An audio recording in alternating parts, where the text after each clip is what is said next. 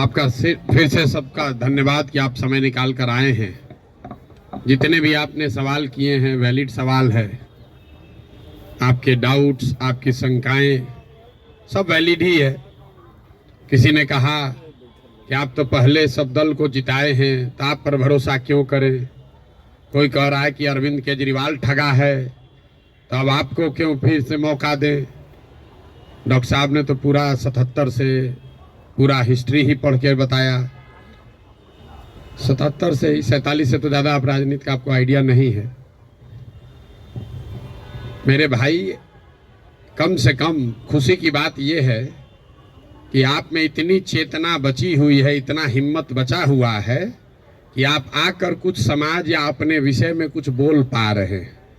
जनसुराज की सबसे बड़ी ताकत, सफलता यही है कि इतने अपने आप को प्रबुद्ध कहने वाले लोग एक क्वासाई पॉलिटिकल प्लेटफॉर्म पर आकर बैठे हुए हैं। न तो नेता और को तो देख के आप पहले डर के मारे भागते हैं कि चंदा उंदा लेगा, क्या करेगा क्या नहीं करेगा।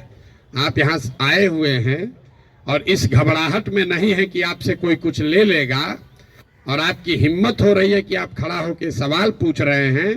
ये जनसुराज की पहली ताकत और सफलता है। आप जितने यहाँ डॉक्टर सज्जन बैठे हुए हैं जिन्होंने पूछा कि स्वास्थ्य व्यवस्था को आप कैसे सुधारिएगा, आप लोगों में कई लोगों को अपने अपने स्वास्थ्य मंत्रियों से भी मिलने का अवसर मिला होगा। उनसे कभी नहीं पूछे होंगे, क्योंकि बिहार सरकार में स्वास्थ्य विभाग का एक ही कार्यक्रम है, पता करो कौन डॉक्टर का सबसे ज़्यादा प्रैक्टिस चलता है, उसका ट्रांसफ़र करो और उससे बदले में पैसा का उपाय करो। लेकिन आप में से किसी भी डॉक्टर ने आज तक ये हिम्मत नहीं की होगी कि जाकर पूछे स्वास्थ्य मंत्री से, जिसको आप वोट दबाते रहे हैं, कि भैया ये आप स्वास्थ्य सुधारने के लिए क्या करेंगे। पीछे सज्जन ने हमसे माल न्यूट्रिशन की भी बात पूछी है, अलग अलग आपने सवाल किया है, तो आप उन सवालों पर आएंगे, एक एक सवाल का जवाब भी देंगे। आपकी हमारी दुर्दशा इसलिए है कि बहुत साल पहले, सैकड़ों साल पहले, जो ग्रीस के बड़े दार्शनिक प्लेटो ने कहा कि if you do not participate in democracy, be ready to be ruled by your inferiors. अगर समाज में, राजनीति में आप भागीदार नहीं बनोगे तो इस बात के लिए तैयार रहो कि कोई मूर्ख आदमी राजा बनकर आप पर शासन करेगा। तो बिहार की जो दुर्दशा है वो इसीलिए है कि आप चाहे डॉक्टर हैं या व्यवसायी, अपने आप को सो कॉल्ड प्रबुद्ध कहने वाले लोगों ने राजनीति और राजनीति करने वाले व्यवस्था से अपने आप को अलग कर लिया है। और आप सोच रहे हैं कि जो आदमी शराब का व्यापार करता है, जो बालू माफिया है, वो आकर बढ़िया स्वास्थ्य व्यवस्था काहे नहीं बना रहा। ये कोई रॉकेट साइंस नहीं है मेरे भाई। आप बालू माफिया को स्वास्थ्य मंत्री बनाओगे तो उससे स्वास्थ्य व्यवस्था नहीं सुधरेगा। तो अगर आप गलत आदमी का चुनाव करेंगे तो गलत ही होगा। अब मैं शुरुआत करूंगा भाई साहब के सवाल से, क्योंकि इन्होंने वो व्यक्तिगत एक सवाल उठाया है कि आप अब बहुत बड़े ज्ञानी बन रहे हैं, आप ही तो इन लोगों को बढ़ाए। ठीक तो बात है मेरे भाई, हमको आप बहुत ज़्यादा क्रेडिट दे रहे हैं।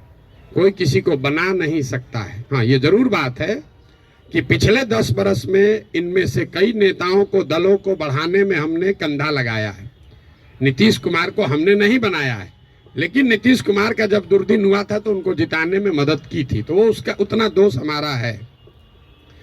लेकिन आप यहाँ आज क्यों आए? आप प्रशांत किशोर को सुनने नहीं आए, आप किसी साधारण डॉक्टर के लड़के को सुनने नहीं आए हैं। आप यहाँ इसलिए भी नहीं आए हैं कि हम 2 बरस से पैदल चल रहे हैं। हम 20 बरस पैदल चलेंगे तो एक डॉक्टर अपना 1 मिनट समय नहीं छोड़ेगा।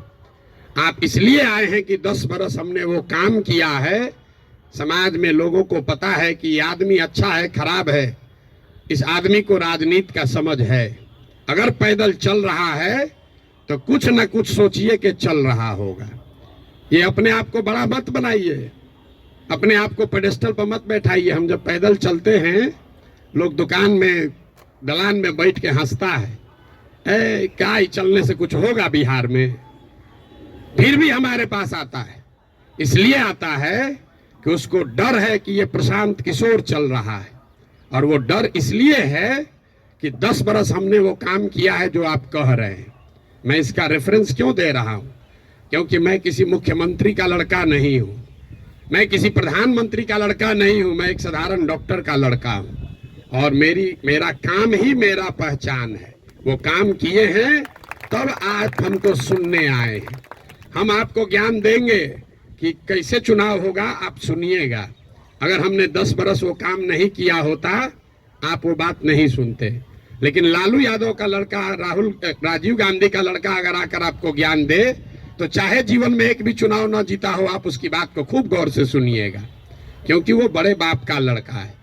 तो ये आप बात समझिए कि हमने उनको बनाया नहीं है, और अगर बनाया है तो उसको सुधारने का भी जिम्मा हम ही लेकर चल रहे हैं। आप कुछ नहीं कर रहे हैं। आप पहले भी कमेंट्री कर रहे थे, अभी भी कमेंट्री कर रहे हैं। किसी ने कहा आप पर भरोसा कैसे करें? आप पढ़े लिखे व्यक्ति हैं, अपने आप को प्रबुद्ध बताते हैं। आपसे ज्यादा तो गांव वाले जानते हैं जनसुराज के बारे में। 2 बरस से हम गांव गांव में घूमकर हमारे वोकल कॉर्ड में गांठ पड़ गया। ये बताते बताते कभी जीवन में हमने किसी से वोट नहीं मांगा। हम लोगों को यही बता रहे हैं कि हम पर भरोसा मत करो, किसी दल पर भरोसा मत करो, अपने बच्चों के लिए जगो, वोट अपने बच्चों के लिए दो। गांव वाले को बता रहे हैं, उसको समझ में आ रहा है, लेकिन यहाँ के आदमी को समझ में नहीं आएगा। और आप उससे बेहतर नहीं हैं। ये पढ़े लिखे लोगों को भ्रम है कि हम लोग बड़ा अच्छा है। बिहार का दुर्दशा इसलिए है कि यहाँ का लोग पढ़ा लिखा नहीं है। तो 2-3 ये जो राजनीति का भ्रम है वो आपको दूर कर देते हैं। बहुत लोगों को लगता है कि जो पढ़ा लिखा नहीं है इसलिए बिहार का दुर्दशा है। इस भ्रम को बिल्कुल दिमाग से हटा दीजिए। जितनी गलती पढ़े लिखे लोग कर रहे हैं उससे कम गलती अनपढ़ लोग कर रहे हैं। जितनी अगर जाति की बात ले लीजिए, हिंदू मुसलमान की बात ले लीजिए, भ्रष्टाचार की बात ले लीजिए, तो पटना में जितने लोगों को आप जिता रहे हैं, पीछे के लोग तो फिर भी उलट पलट रहे हैं। पटना का विधायक पिछले 20-20 बरस से चुनाव नहीं हारे हैं। और पटना की क्या दुर्दशा है आप लोगों को पता है। तो पढ़ा लिखा वोटर कहीं इस बात का प्रमाण नहीं है। जब देश आजाद हुआ तो इस देश में कुल 18% लोग साक्षर थे, 82% लोग निरक्षर थे। 82% इलिटरेट समाज ने गांधी को अपना नेता बनाया, अंबेडकर को, नेहरू को, पटेल को, बोस को चुना। आज पेपर पे बिहार में 77% लोग पढ़े लिखे हैं, और आपने पिछले 30 बरस में किसको नेता बनाया है ये आपको हमको बेहतर पता है। इस बात का प्रमाण नहीं है कि पढ़ाई लिखाई से आप अच्छा वोटर बन जाएंगे। मनमोहन सिंह जी देश में जीवन में सिर्फ एक ही बार चुनाव लड़े, दक्षिण दिल्ली से चुनाव लड़े, और बीजेपी के एक साधारण कार्यकर्ता से चुनाव हार गए। बीजेपी के एक साधारण कार्यकर्ता ने मनमोहन सिंह जैसे बड़े इकोनॉमिस्ट को चुनाव हरा दिया। और वो चुनाव झंझारपुर से नहीं लड़े, वो चुनाव मधुबनी से नहीं लड़े, बिहार से नहीं लड़े कि जाति पर सब वोट पड़ता है। दक्षिण दिल्ली के उस लोकसभा से लड़े जहां पर सबसे ज्यादा पढ़े लिखे, सबसे ज्यादा high capita per capita income वाले लोग वोटर हैं। उन्होंने मनमोहन सिंह जैसे बड़े इकोनॉमिस्ट को छोड़कर एक साधारण कार्यकर्ता को चुना। इसका कोई प्रमाण नहीं है। हम लोग घर में कहते हैं कि हमारी दादी पढ़ी लिखी नहीं थी लेकिन बड़ा समझदार थी।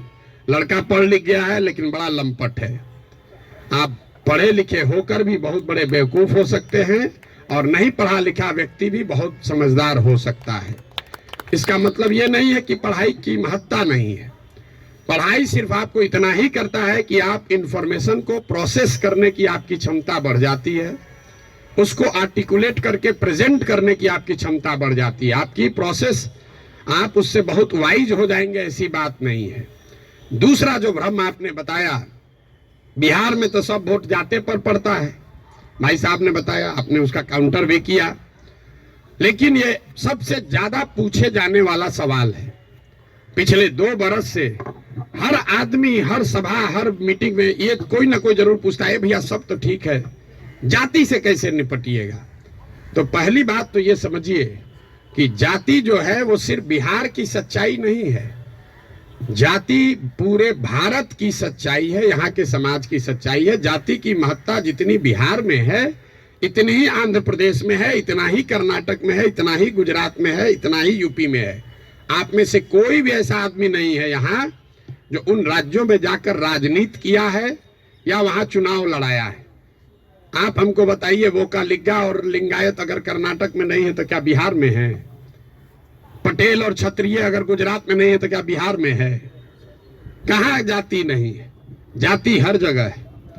और जाति, ये आपको हमको हमारे दिमाग में ये बैठा दिया गया है कि बिहार में सब चीज जाति पर ही होता है। इस चीज को एग्जामिन कीजिए कि क्या बिहार में सब लोग वोट जाति पर देते हैं?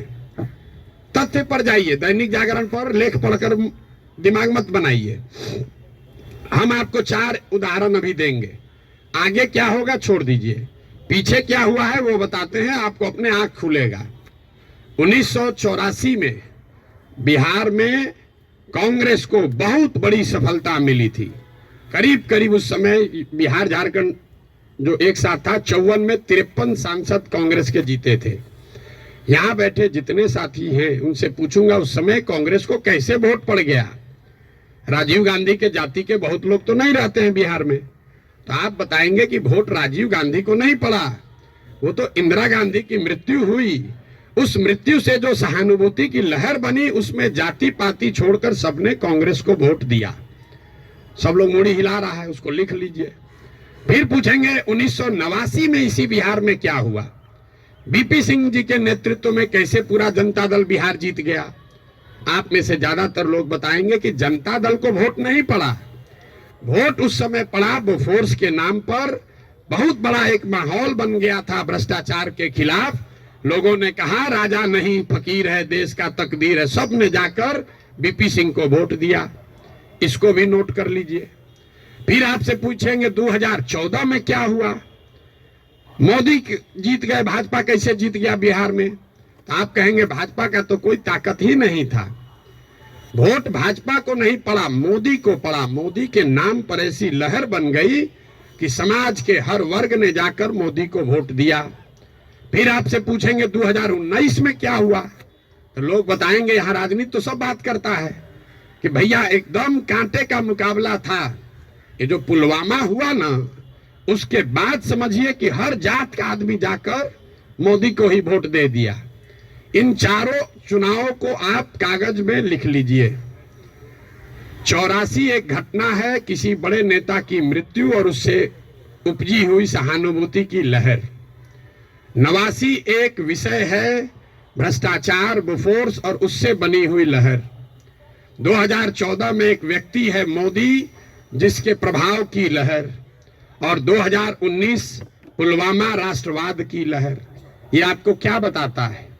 अगर कोई व्यक्ति, अगर कोई विषय, अगर कोई घटना, अगर कोई विचारधारा समाज के इमेजिनेशन को कैप्चर कर ले तो समाज में ये ताकत है कि वो जातियों से ऊपर उठकर वोट करता रहा है। आगे करेगा कि नहीं छोड़ दीजिए, करता रहा है। फिर भी आपको लग रहा है कि ना भैया यहाँ तो जातीय पर होता है, आप क्या एग्जाम्पल दे रहे हैं? तो हम आपको बता रहे हैं आपको क्यों लगता है। हमने कई चुनावों का उदाहरण आपको नहीं दिया, 4 ही का दिए। उन चुनाव में क्या हुआ? जब लड़ने वाला व्यक्ति या चुनाव, उसमें कोई ऐसी बड़ी घटना ना हो, कोई नया विकल्प ना हो, कोई चेहरा ना हो, कोई विषय ना हो, दोनों लड़ने वाले एक ही जैसे दिख रहे हैं, तो समाज भी कहता है भैया दोनों तो एक जैसा है, चलो अपने जाते को दे देते हैं। तो ज्यादातर समय जो चुनाव हुआ है पिछले 30-40 वर्षों में, वो कोई डिफरेंशिएटर नहीं रहा है। तो जिसको मीडिया कहता है लहर वाला चुनाव नहीं है। अब आप कहिएगा तो लोकसभा का चुनाव का एग्जाम्पल दिए हैं, विधानसभा में ऐसा नहीं होगा। विधानसभा का एग्जाम्पल देख लीजिए। 2010 में नीतीश कुमार और भाजपा इसी बिहार में 206 विधानसभा जीतकर सरकार बनाए। उस समय नीतीश और भाजपा के गठबंधन में मोदी जी नहीं थे। मोदी जी का नाम इतना बड़ा नहीं था, अमित शाह नहीं थे, भाजपा की इतनी ताकत नहीं थी। उनके सामने उनका मुकाबला था लालू जी के गठबंधन से, जिसमें लालू जी थे, कांग्रेस थी और रामविलास पासवान जी थे। लालू जी की ताकत आज के तेजस्वी यादव से तो निश्चित तौर पर ज्यादा थी 2009 में। रामविलास जी की ताकत उनके लड़के से ज्यादा थी, और कांग्रेस भी उस समय 2009 में देश में सत्ता में थी। इसके बावजूद 2010 के चुनाव में एनडीए को, नीतीश और भाजपा को 206 सीट आया। वही गठबंधन जब वो 2020 में लड़े तो इस बार भाजपा के साथ मोदी भी हैं, अमित शाह भी हैं, देश में भाजपा की ताकत बढ़ी भी है। दूसरे साइड एनडीए में अब लालू जी के जगह तेजस्वी जी आ गए थे। रामविलास जी का दल तो उस गठबंधन में था ही नहीं, और कांग्रेस की भी ताकत कमी हुई। लेकिन एनडीए गठबंधन को 125 सीट भी मिलने में दम निकल गया। क्यों?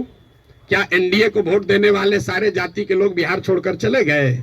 नहीं, ऐसा इसलिए हुआ कि 2005 से लेकर 2009 की जो पहली सरकार नीतीश की चली थी, समाज का हर वर्ग ये समझता था कि नहीं, इसमें कुछ न कुछ काम हुआ है। तो जातीय समीकरण भी था और काम भी था, तो 206 सीट आया। लेकिन उसी बिहार में जब नीतीश का काम खराब हुआ तो उसी एनडीए गठबंधन को 125 सीट आया। आपको लोकसभा का उदाहरण दिया, विधानसभा का उदाहरण दिया, अब आपको मुखिया का उदाहरण दे देते। पिछले बार मुखिया के चुनाव में बिहार में 80% मुखिया चुनाव हार गया है, 80%, और वार्ड सदस्य करीब करीब 95%। सब लोग अपने जाति से जीत कर आए थे। कैसे हार गए चुनाव? ये भ्रम मत पालिए कि जाति से ही सब होता है। अगर सिर्फ जाति से, फिर कहेगा भैया कैसे आप हो सकता है? बिहार में नीतीश कुमार के जाति के कितने लोग रहते हैं? 2-2.5% रहते होंगे। लालू जी के जाति के कितने लोग रहते हैं? 15% लोग रहते हैं। आप पूरे भारतवर्ष में जो कहीं भी जहां भी मुख्यमंत्री है, आंख बंद करके जाके देख लीजिएगा, कोई भी ऐसा आदमी किसी राज्य में मुख्यमंत्री नहीं है जो वहां के जाति की, जिसके जाति की संख्या सबसे ज्यादा है। ये उल्टा चलता है। ये आपको हमको लगता है कि जिसका जाति संख्या ज्यादा रहेगा मुख्यमंत्री बन जाएगा।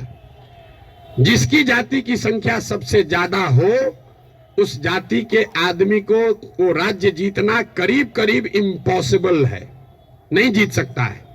क्योंकि उस जाति से दूसरे समाज के लोग डरते हैं। वो सोचता है ये आएगा तो सब कब्जा कर लेगा, तो उसके खिलाफ कंसोलिडेशन भी होता है। आप यही नहीं, बंगाल देख लीजिए, यूपी देख लीजिए, तेलंगाना देख लीजिए, आंध्र देख लीजिए। आंध्र प्रदेश में भी नायडू जीत कर आए, कंबक कम्युनिटी के हैं, उसकी जाति की संख्या 6% है। बगल में योगी जी हैं, राजपूतों की संख्या 4% है। उसके बगल में मध्य प्रदेश में यादव जी हैं, उनकी संख्या 5% से कम है। राजस्थान देख लीजिए, आप कहिए वो तो भाजपा का है, जितना रीजनल पार्टी है सबका उठाकर देख लीजिए, कहीं पर भी जिस जाति की संख्या सबसे ज्यादा है उसका नेता मुख्यमंत्री नहीं है। अब फिर यहाँ गलथेथाई का आदत है, कहेगा ना नीतीश तो पिछड़ा का नेता है। तो भाई अगर कोई नीतीश जी पिछड़ा का समीकरण गोलबंदी कर सकते हैं तो आप भी कर सकते हैं। आपको कौन रोका है?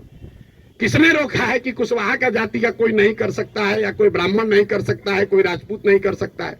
भाई अगर कुर्मी समाज का आदमी कर सकता है तो कोई मुसहर भी कर सकता है, कोई कुशवाहा भी कर सकता है, कोई राजपूत भी कर सकता है। आप में वो क्षमता होनी चाहिए, वो प्रयास करने की का मादा होना चाहिए। जाति का भ्रम मत पालिए। और अंतिम बात, मान लीजिए एक बार कि आपको बात मान भी ले कि जाति बड़ा महत्वपूर्ण है, तो जिसको भी राजनीति के जरिए समाज का अगुवा बनना है, उसके पास ये विकल्प नहीं है कि समाज में सब सुधर जाएगा तब हम आएंगे। सब आदमी कहता भैया करना तो चाहते हैं लेकिन बिहार में जातिवाद बड़ा है। अरे भाई, तो जब जातिवाद खत्म हो जाओगे तब राजनीति करने आओगे, तो ना जाति कभी खत्म होगा ना कभी आओगे। और अगर खत्म हो ही जाए, अगर भ्रष्टाचार खत्म हो जाए, जातिवाद खत्म हो जाए, बाहुबल खत्म हो जाए, तो आपके हमारे आने की जरूरत क्या है? जो खत्म किया है उसी को आगे रहना चाहिए। आपकी हमारी जरूरत तभी तो है। राजनीतिक अगुवा जिसको बनना है उसको समाज की कमजोरी और उसकी ताकत के रहते हुए ही उसका अगुवाई करना है। आप उससे अलग नहीं हट सकते। किसी ने भ्रष्टाचार की बात कही, भ्रष्टाचार पर आपका क्या प्रोग्राम है? कोई प्रोग्राम नहीं। भ्रष्टाचार तब सुधरेगा जब आप और हम भ्रष्टाचार कम करेंगे। हम हर गांव में कहते हैं कि जिस गांव में हम 5000 गांव में पैदल गए, गांव में सबसे पहले हल्ला कौन करता है कि बड़ा भ्रष्टाचार है, मुखिया चोरी कर रहा है, नाली गली नहीं बना रहा है, राशन कार्ड में पैसा ले रहा है, इंदिरा आवास में 20,000 लग रहा है, दाखिल खारिज में 10-15 हजार रुपया लग रहा है। वही आदमी करता है जो 2 बरिस पहले मुखिया के चुनाव में 500 रुपया लेकर वोट दिया है। सबसे पहले जो डॉक्टर साहब 50,000 रुपया दे के खुद ट्रांसफर कराए हैं, बुरा नहीं मानिएगा, हमारे बाबूजी भी प्रैक्टिशनर थे, कि हमारा प्रैक्टिस ना गड़बड़ाए, हेल्थ मंत्री हमसे पैसा लेके हमको पोस्टिंग कर दे, अब बाकी सबके लिए ईमानदार हो जाए। कैसे संभव है रे भाई, कैसे संभव है? आप सोच रहे हैं कि हम 50,000 रुपया दे के क्रीम पोस्टिंग करा लें, क्रीम पोस्टिंग खाली जाके हाजिरी बनाए, सिविल सर्जन को 5,000 रुपया दे, आप प्रैक्टिस करते रहे। स्वास्थ्य व्यवस्था को सुधारने के लिए बड़ा बड़ा लंबा लेक्चर दीजिएगा, ये कभी हो सकता है? नहीं हो सकता है। स्वास्थ्य व्यवस्था को लेकर जनसुराज की क्या सोच है? बिल्कुल ये सही सवाल है। सिर्फ स्वास्थ्य व्यवस्था को लेकर नहीं, 2 संकल्प जो जनसुराज में हम लोगों ने दिया है कि बिहार के हर पंचायत का, बिहार का नहीं, हर पंचायत का 8,500 पंचायतों का हम योजना बनवा रहे हैं, पैदल चल के खुद जाकर देखकर। और ये तय किया जा रहा है कि उस पंचायत में पढ़ाई की व्यवस्था कैसे होगी, 800 से 1200 रोजगार के अवसर कैसे पैदा किए जाएंगे, और उस पंचायत में जिस तरह की भी खेती होती है उस खेती को खाने वाले खेती से कमाने वाला खेती कैसे बनाया जाएगा। ये 8,500 कार्यक्रम, 8,500 डॉक्यूमेंट जारी करेंगे। आप में से ज्यादातर लोगों को पढ़ने का भी समय नहीं होगा, लेकिन 8,500 पंचायतों का अलग अलग योजना बनाकर जारी करेंगे चुनाव से पहले। उसके साथ साथ बिहार के विकास के लिए जो 10 महत्वपूर्ण पहलू हैं, उसमें स्वास्थ्य भी इंक्लूडेड है, उस पर भी 10 साल का विजन डॉक्यूमेंट बनाकर आपको चुनाव से पहले जारी करेंगे। ये बताएंगे कि बिहार में स्वास्थ्य की व्यवस्था को कैसे सुधारा जाए। आप उसको पढ़िए, समझिए, कुछ योगदान देना है योगदान भी दीजिए, सुझाव भी दीजिए, और अगर ठीक लगे तो अच्छा तब अपनाइए, हमारे कहने पर मत जाइए। अब आप कहिएगा कि अभी काहे नहीं जारी किए हैं? अभी इसलिए नहीं जारी किए हैं कि अगर अभी हम वो योजना जारी कर दें तो वो मेरी सोच होगी, उसमें आपकी और बिहार के लोगों की सोच समाहित नहीं है। पहले गांव गांव जाकर देखकर ये समझ रहे हैं, लोगों से पूछ रहे हैं कि क्या करना पड़ेगा। ज्यादातर आदमी क्या नया क्या देख लीजिएगा इसमें, हम आपको बता रहे हैं नया क्या देख लेंगे। हम भी बिहार के सरकारी स्कूल में पढ़े हैं, हमने अपने बाबूजी के क्लिनिक में देखा है 100 रुपया के मोनोसेफ नहीं खरीद पाने के वजह से इनके फ्लाइटिस के पेशेंट हाथ जोड़ के कहते हैं भैया मर जाए, लेकिन अब हम कुछ नहीं कर सकते, घर में कुछ नहीं बचा है, 100 रुपया। तो हमको उसकी समझ है, लेकिन इसके बावजूद जब हम 2 बरस से चल रहे हैं पैदल, तो जो गरीबी, जो बदहाली, जो कष्ट मैंने जमीन पर देखा है, इसका मुझे कभी अंदाजा नहीं था। हम संयुक्त राष्ट्र संघ में पब्लिक हेल्थ में ही 10 बरस काम किए हैं, यहाँ राजनीति में से भी जुड़े रहे, लेकिन जितनी गरीबी बदहाली हम अपनी आंखों से देख रहे हैं, ये आंकड़ों से दिखने वाली गरीबी से कहीं ज्यादा है। आपने कुपोषण की बात कही, यहाँ सब डॉक्टर बैठे हुए हैं, आप में से ज्यादातर आदमी ऐसे होंगे जो शायद ही कोई 10 से ज्यादा हीमोग्लोबिन वाली महिला आपको देखते होंगे। यहाँ हम लोग जो एक स्टडी करा रहे हैं, देखते हैं, आप देखिएगा कल से ध्यान से, गांव में कहीं जाइए, 55-60 साल से ज्यादा उम्र की कोई महिला आपको सीधी खड़ी नहीं दिखेगी, सब बेंड हो गई है ऊपर से। तो न्यूट्रिशन, आप न्यूट्रिशन समझते अगर हैं, आप लोग तो डॉक्टर हैं, तो आपको पता है कि लंबे समय तक हीमोग्लोबिन के कमी की वजह से और ग्रोइंग एज में कैल्शियम नहीं मिलने की वजह से बोन का स्ट्रक्चर इतना कमजोर है कि समय से पहले वो बेंड होने लगता है। ये जब आप गांव में चलिएगा तो देखिएगा, 5 फीट 4 इंच से ज्यादा, 5 फीट 5 इंच से ज्यादा उम्र हाइट की कोई महिला आपको दिखने वाली नहीं है। आपने ठीक कहा, न्यूट्रिशन कोई वन शॉट सॉल्यूशन नहीं है, एंड इंटरजेनरेशनल प्रॉब्लम है। जिस मोदी जी के किताब पेपर की आप बात कर रहे हैं, एक आंकड़ा आपको दे रहा हूं, आज से 300 साल पहले यूरोप में लोगों की एवरेज हाइट भारत में लोगों के एवरेज हाइट से 1.4 इंच कम होती थी। अब यूरोप में 300 साल में on an average 1.6 inch Bharat से ज्यादा हो गई है। 300 वर्ष में करीब करीब 3 इंच लंबाई का असर पड़ गया है।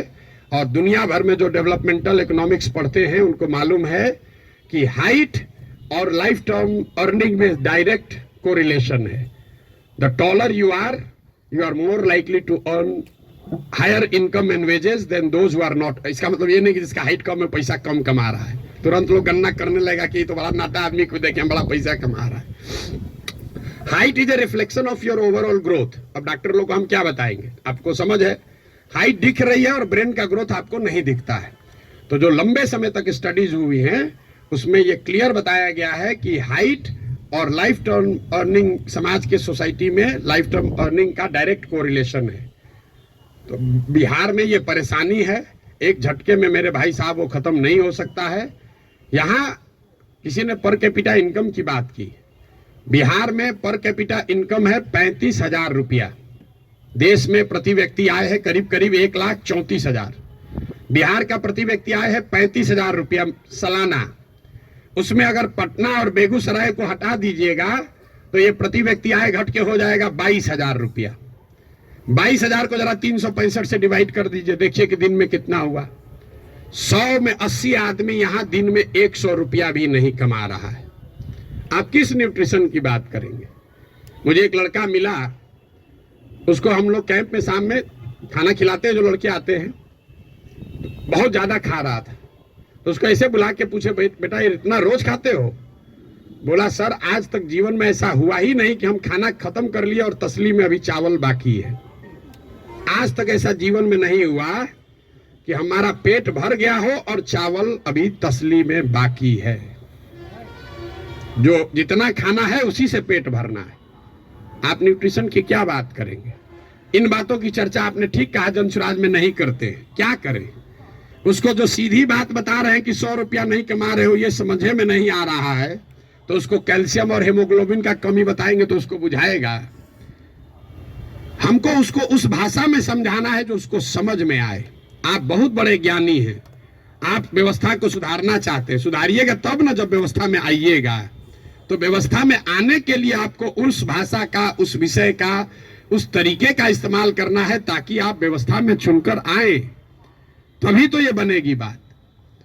किसी ने कहा आम आदमी पार्टी की तुलना, आपको एक पैसे भी समझ नहीं है कि जनसुराज क्या है और आम आदमी पार्टी क्या है।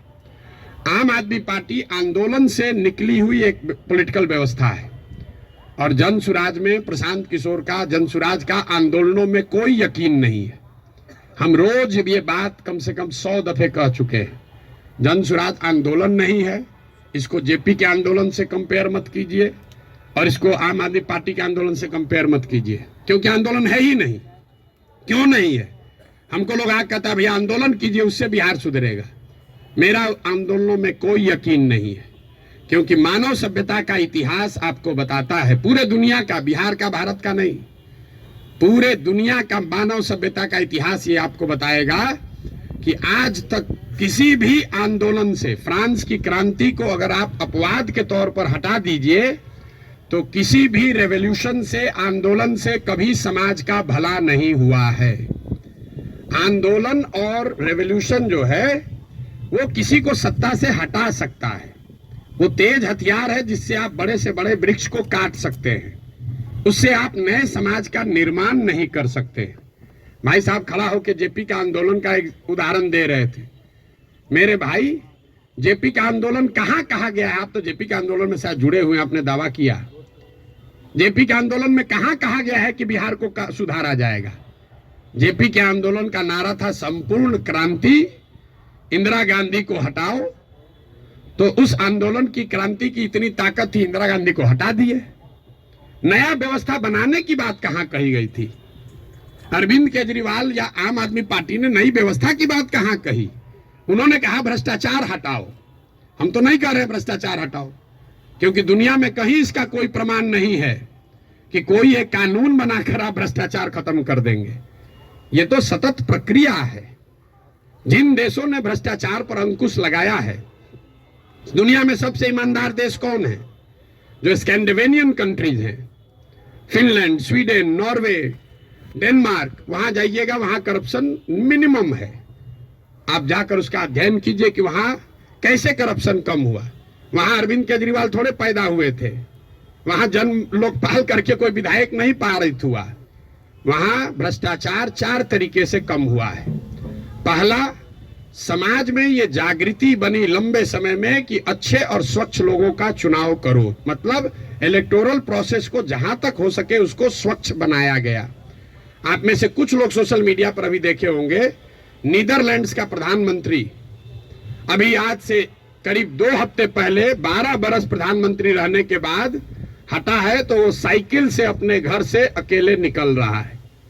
तो वहां की समाज ने ये व्यवस्था बनाई कि स्वच्छ लोग स्वच्छ तरीके से वोट करें, स्वच्छ लोगों को चुने।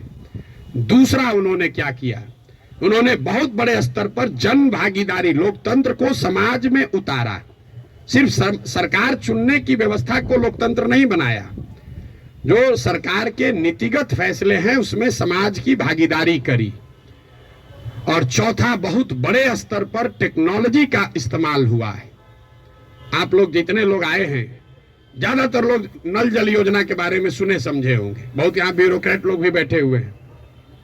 नल जल योजना में अभी तक सरकार यही चक्कर में बहस में पड़ी है कि वहां चल रहा है कि नहीं चल रहा है। 25,000 करोड़ रुपया खर्चा हो गया। उसी सरकार में स्मार्ट मीटर लगाकर लोगों को यह पता है कि बिजली कितना कंज्यूम हो रहा है, लेकिन नल जल में अगर स्मार्ट मीटर लगाया होता तो कम से कम इतना तो पता चलता कि वहां पानी चल रहा है कि नहीं चल रहा है। 25,000 करोड़ रुपया खर्चा कर दिया, लेकिन पानी को निकलने, मापने, उस पर बिल करने का कोई टेक्नोलॉजिकल सॉल्यूशन नहीं ढूंढा। तो ये 4 चीजें जो हैं उसको करके भ्रष्टाचार पर अंकुश लगाया जा सकता है।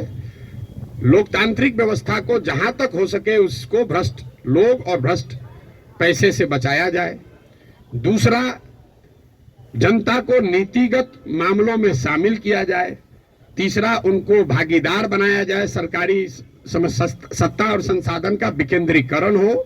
और चौथा, बड़े पैमाने पर टेक्नोलॉजी का प्रयोग हो। अगर ये चारों का इस्तेमाल करेंगे तो भ्रष्टाचार पर अंकुश लगाया जा सकता है। खत्म ना हो सकता है, ना होने का हम दावा कर रहे हैं। तो वो सब बात मत कहिए कि आप कैसे खत्म कीजिएगा, हम ना खत्म करेंगे, हमारे बस का ही नहीं, हमारे कैसे खत्म हो जाएगा। सीओ साहब का 40 लाख रुपया लेके पोस्टिंग कीजिएगा, सीओ पैसा नहीं लेगा दाखिल खारिज में, ऐसा संभव है? 40 लाख रुपया लेकर अगर सीओ से को आप पोस्टिंग कीजिएगा, थाना दीजिएगा, अगर किसी थानेदार को 20 लाख रुपया लेके, तो पैसा कैसे नहीं लेगा? लेगा ही लेगा। अब आपका एक और सवाल लोगों का जो रहता है, भैया इस पर कैसे भरोसा करें? भाई बिल्कुल मत भरोसा करो। जो पहले से आपको ठग रहा है, आप लोग डॉक्टर हैं, जो दवा पहले से फेल है उसको इस्तेमाल करना चाहते हो, लेकिन ट्रायल मेडिसिन कैसे, ट्रायल मेडिसिन का ट्रायल कैसे होता है? आपको मालूम है कि इसकी 100% गारंटी नहीं है, लेकिन फिर भी कहते हैं अच्छा पेशेंट मर रहा है, उसका कंसेंट लेकर आप ट्रायल मेडिसिन देते हैं कि 20% भी चांस अगर कहीं लग गया तो ठीक हो जाएगा। आप जनसुराज को वही ट्रायल मेडिसिन ही समझ लीजिए। पहले वाला तो पहले से एक्सपायर है। बताइए यहाँ के लोगों के बुद्धिमत्ता का जरा आलम देखिए। जो पहले से एक्सपायर मेडिसिन है उसको देने के लिए तैयार है, लेकिन ट्रायल मेडिसिन में शायद संभावना है 10% ठीक हो जाए, हम 10% कह रहे हैं, तो उस पर आप दाव नहीं लगाना चाहते। पहले से एक्सपायर मेडिसिन को कह रहे इसी को दो। भाई किसको कंपेयर कर रहे हैं आप? अगर 2 यहाँ नई व्यवस्था बन रही हो तो जरूर आपका वैलिड सवाल है कि भाई आम आदमी पार्टी को दे कि जनसुराज को दे। लेकिन जब पहले से तीनों एक्सपायरी मेडिसिन है, उसके सामने कुछ भी नया हो रहा है, तो आपको तो कहना चाहिए नहीं, चलो एक बार ट्राई करके तो देखते हैं। यहाँ तो 30 वर्ष से खत्म ही हो रहा है। मेरा आपसे इतना ही अनुरोध है, आग्रह है। आपने ड्राइंग रूम में रहकर बहुत बात कर ली, अपने चैम्बर में रहकर बहुत बात कर लिया, आप समाज की चिंता करने वाले लोग हैं, लेकिन इसी अव्यवस्थित समाज से आपने अपने और अपने परिवार के लिए कुछ कर लिया है। अब ये समय है कि थोड़ा ही सही कुछ न कुछ अपने इस मिट्टी के लिए, अपने समाज के लिए वापस कीजिए। प्रशांत किशोर पर भरोसा मत कीजिए। हम करें, आप करें, हमारे बच्चे करें, आज हो या 20 वर्ष के बाद हो, करना तो किसी न किसी बिहार के आदमी को ही पड़ेगा। ये बात आप गांठ बांध लीजिए। कोई तमिलनाडु से आकर बिहार की व्यवस्था सुधारने वाला नहीं है। और डॉक्टरों का और बुद्धिजीवियों के लिए अंतिम बात, आपका सबसे बड़ा स्टेक है। कई बार पैसे वाले बुद्धिजीवियों को लगता है हम तो बचे हुए हैं, इससे हमारा लड़का तो बंगलोर सेटल हो गया। मेरे भाई, आपका दुर्दशा सबसे ज्यादा है। जो गरीब है उसका बच्चा तो फिर भी छठ उठ में आ जा रहा है, ट्रेन में धक्का खा के भी। आपका बच्चा कहता है ना, कहां जाएंगे छठ में, वहां ठीक नहीं लगता है। जो गरीब है वो बूढ़ा होगा, वापस अपने घर में आएगा, क्योंकि उसको बॉम्बे बेंगलोर रहने का साधन नहीं है। लेकिन आपके बच्चे, जिसके लिए आप अभी 18 घंटा काम कर रहे हैं, जैसे हमारे बाबूजी किए, आपके बच्चे बिहार वापस लौट कर आने वाले नहीं है। अगर जहाज डूबेगा तो उसमें बैठा हुआ हर व्यक्ति डूबेगा। हमारे बाबूजी भी 12 घंटा, कभी संडे को भी छुट्टी नहीं लिए, रात दिन लगे रहे, घर बना रहे हैं। हमारा बेटा रहेगा यहाँ, हमारा पतोह रहेगा यहाँ, हमारा लिविंग रूम रहेगा। आज ही कोई आदमी आया था, भैया 4 बरस से आप घर नहीं गए, वहाँ बक्सर में मेरा घर है, सासाराम में भी घर है, 4 बरस से वहाँ कोई दिया बत्ती जलाने वाला भी नहीं है। और हम तो 4 बरस से छोड़े, हमारा लड़का अगले 40 बरस नहीं आएगा, चाहे हम में जितना। ये देखिए, जिसका घर है, इनके बच्चे यहाँ नहीं है। इतना बड़ा बनाए हैं पटना में, इससे बड़ी प्रॉपर्टी पटना में नहीं होगी प्राइवेट। इनके बच्चे भी यहाँ नहीं है। अगर बिहार में वो व्यवस्था होती तो इस घर को बनाने वाले लोग भी यहाँ रहते। इस घर का ये बहुत बड़ा एग्जाम्पल है। अब देखिए इसकी दशा, जब इनके बच्चे यहाँ आकर नहीं रह रहे हैं, तो आप जो अपना मेहनत कर रहे हैं बेगूसराय में, मुजफ्फरपुर में, औराई में, कटिहार में, मेरे भाई कुछ नहीं बचेगा। इसलिए आपकी हमारी जिम्मेवारी है कि समाज को बनाइए, खड़ा कीजिए। अगर वहां अच्छा स्कूल खुल गया है तो आपका बच्चा आपके साथ रह के पढ़ रहा है। अगर यहाँ अच्छी व्यवस्था हो जाएगी तो शायद आपका बच्चा आपके साथ नौकरी करते हुए बिहार में रहेगा, वरना जड़ ही खत्म हो जाएगा। हम गांव में चलते हैं, देखते हैं जितने बड़े घर पुराने बने हैं, सब करीब करीब भूत बंगला बन गया है, ढह कर खंडहर हो गया है। तो ये प्रबुद्धों को समझने सोचने का समय है। एक अवसर अगर मिला है, आपके पास जो भी क्षमता है, जिस तरीके से भी, कुछ नहीं है, आप कम से कम मन से आशीर्वाद तो दीजिए। सवाल क्या कर रहे हैं?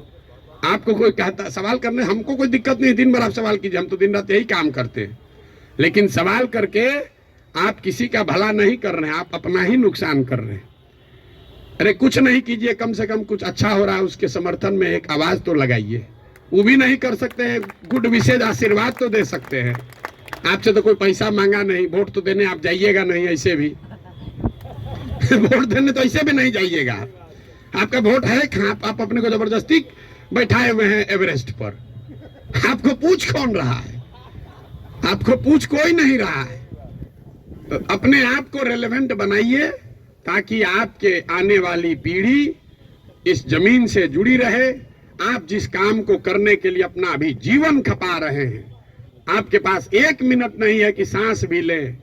जो चीज बना रहे हैं उसको भोगने वाला, उसका उपयोग करने वाला कोई नहीं बिहार में बचेगा आपका अपना, अगर आप बिहार की व्यवस्था को सुधारने के लिए कुछ न कुछ न करें। और ये आपकी हमारी नैतिक और मौलिक जिम्मेवारी भी है कि अगर भगवान ने हम लोगों के लिए अच्छा कुछ कर दिया है तो हम लोग की जिम्मेवारी है कुछ वापस हम लोग वापस इस समाज को दें। अब आपका और कोई सवाल है तो कर लीजिए। बहुत बहुत धन्यवाद।